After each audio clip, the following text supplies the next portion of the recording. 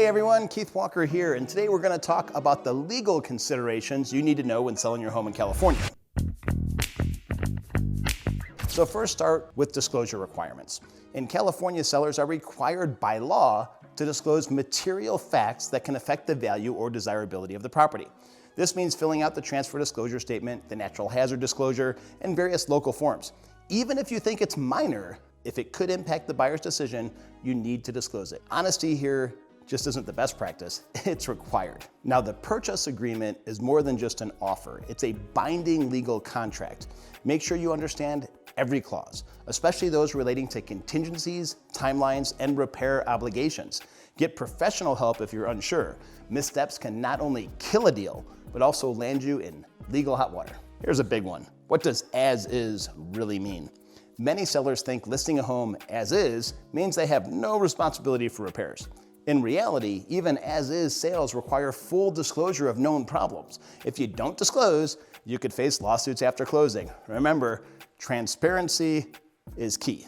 Now, if your property is tenant-occupied, you need to follow strict guidelines regarding notice periods, tenant rights, and sometimes local rent control laws, especially in cities like San Francisco or San Jose. Consult an attorney or your agent for specifics, as skipping these steps can be pretty costly. Make sure your property title is clear, free of liens, judgments, or other claims. Title companies will handle most of this, but it's your responsibility to resolve any issues ahead of time to ensure a smooth closing. Taxes, everybody's favorite topic. Selling can have tax implications, including state and federal capital gains taxes.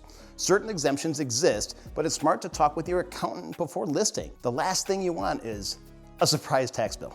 Now, California has some of the strongest fair housing laws in the country. You cannot discriminate against buyers based on race, religion, familial status, disability, and more. Be sure your marketing, screening, and negotiations are compliant, because the penalties can be severe.